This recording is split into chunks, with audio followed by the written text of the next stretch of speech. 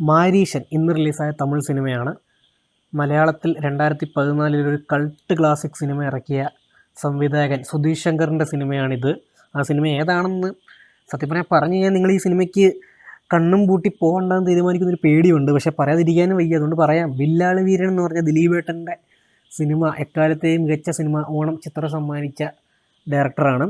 പക്ഷേ അദ്ദേഹം അതുകൊണ്ട് തമിഴിൽ പോയി നല്ല സിനിമകളൊക്കെ ചെയ്തിട്ടുണ്ടായിരുന്നു. പക്ഷേ അതുപോലെ തന്നെ ഇതിൻ്റെ അനൗൺസ്മെൻറ്റ് മുതൽ ഞാൻ ഈ സിനിമയ്ക്ക് വേണ്ടി വെയിറ്റിംഗ് ആയിരുന്നു. സത്യം പറഞ്ഞാൽ വടിവേലും ഫഹദും ഉണ്ടെന്ന് പറയുമ്പോൾ തന്നെ നമുക്ക് വേറൊരു ഫാക്ടറും വേണ്ട. ഇതിൻ്റെ ടൈറ്റിൽ മാരീഷൻ എന്ന് പറഞ്ഞ ആ ഒരു പേര് സിംബോളിക്കലി ഇതിൽ രണ്ടുപേർക്കും കണക്റ്റഡാണ്. അതെങ്ങനെയാണെന്ന് ഫഹദിന് എങ്ങനെയാണെന്ന് നമുക്ക് സിനിമ തുടങ്ങുമ്പോൾ തന്നെ മനസ്സിലാകും, അല്ലെ ട്രെയിലർ കണ്ടാലേ അറിയാം. വടിവേലിന് അതെങ്ങനെയാണെന്നുള്ളത് നമുക്ക് സിനിമ കാണുമ്പോഴേ മനസ്സിലാകത്തുള്ളൂ. അത് അടിപൊളിയായിട്ട് തന്നെ വന്നിട്ടുണ്ട്. കിടിലൻ കൺസെപ്റ്റ് തന്നെയാണ് ഈ സിനിമയുടെ. നമ്മൾ മറ്റു സിനിമകളിൽ കണ്ടിട്ടുണ്ടെന്ന് പറഞ്ഞാൽ പോലും രസമുള്ള കൺസെപ്റ്റ്, അതിനെ നമുക്ക് പല രീതിയിൽ അടിപൊളിയാക്കാം ഇനിയും. അപ്പോൾ ആ ഒരു കൺസെപ്റ്റ് അടിപൊളിയാണ്. അതെന്താണെന്ന് നമുക്കൊരു ഇൻ്റർവെല്ലൊക്കെ ആകുമ്പോഴേ മനസ്സിലാകൂ. അപ്പോൾ ഇതിലെനിക്ക് മെയിൻ പ്രശ്നം തോന്നുന്നത്, ഏറ്റവും വലിയ പ്രശ്നം ആദ്യം തന്നെ പറയാൻ പറ്റിയ ഡ്യൂറേഷനാണ്. 2:40 എടുത്തുണ്ട് ഡ്യൂറേഷൻ.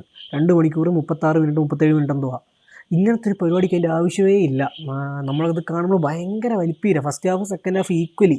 ഞാൻ പറയില്ല, എൻ്റെ ഒരു മെയിൻ സംഭവം ഇൻ്റർവെല്ലിനെ ആവത്തുള്ളൂ. അതുവരെ ഈ 1.25 മണിക്കൂർ നമ്മളിട്ട് വലിപ്പിക്കും. അതൊരു 3/4 മണിക്കൂറല്ലേ, മാക്സിമം 1 മണിക്കൂർ തീർക്കേണ്ട സാധനമാണ്. 2 മണിക്കൂർ മാക്സിമം 2:10 തീരേണ്ട പടമാണ് ഒരു അരമണിക്കൂർ വലിച്ചിരിക്കുന്നത്. അതാണ് ഏറ്റവും വലിയ നെഗറ്റീവ്. സെക്കൻഡ് ഹാഫിൽ ഈ ഒരു കാര്യം വന്നത് പിന്നെ ഒന്ന് ട്രാക്ക് ആവുന്നുണ്ട്. പക്ഷേ അപ്പോൾ ഈ ഡ്യൂറേഷൻ ഒരു വില്ലനായിട്ട് തന്നെ ഇടയ്ക്കിടയ്ക്ക് വരുന്നുണ്ട് ലാഗിൻ്റെ രൂപത്തിൽ. പിന്നെ പെർഫോമൻസുകൾ തന്നെയാണ് അടിപൊളി. വടിവേലു തന്നെയാണ് സ്കോർ ചെയ്തിരിക്കുന്നത്. വടിവേലു തകർത്താടി. ഫഹദിൻ്റെ അഴിഞ്ഞാട്ടം കാണാൻ വേണ്ടി പോയിട്ട് വടിവേലുവിൻ്റെ അഴിഞ്ഞാട്ടം കണ്ടു. ഫഹദിൻ്റെ ഒരു സിനിമയിലും കാണാത്ത ഒരാൾ കണ്ടാൽ ഇത് ഫഹദിൻ്റെ അഴിഞ്ഞാട്ടം എന്ന് പറയും. പക്ഷെ നമുക്കത് തോന്നത്തില്ല. കാരണം പുള്ളി ആവേശത്തിലും കുമ്പളങ്ങിയിലും പല സിനിമകളിലും ചെയ്ത അതേ സാധനങ്ങൾ, ഈ മാമനനി പോലും ചെയ്ത അതേ സാധനമാണ് ഇതിലും ചെയ്തിരിക്കുന്നത്. അതിൻ്റെ വേറൊരു പരിപാടിയാണ്. അപ്പം അത് അടിപൊളിയായിട്ട് അദ്ദേഹം ചെയ്തിട്ടുണ്ട്. പക്ഷേ നമുക്കതിൽ ഒരു പുതുമ പോലും ഇല്ല. ഇതിൽ ഫഹദ് ചെയ്തതിൽ 1% പോലും പുതുമയില്ല. പുള്ളിയുടെ തന്നെ വേറെ ക്യാരക്ടറൊക്കെ തന്നെയാണ് പിടിച്ചിരിക്കുന്നത്. പക്ഷെ അതൊരു പ്ലസ്സാണ്. പിന്നെ ഡയറക്ഷൻ നന്നായിട്ടുണ്ട്, ഡീസൻ്റാണ്. സ്ക്രിപ്റ്റാണ് പക്ഷെ പാളിയിരിക്കുന്നത്. ഈ ഡ്യൂറേഷൻ്റെ കാര്യത്തിലായാലും ശരി, ലാക്ക് ഓഫ് വൗ ഫാക്ടേഴ്സ്, ഒരു വൗ മൂമെൻറ്റ്സ് കുറവാണ് ഈ സിനിമയിൽ, വളരെ കുറവാണ്.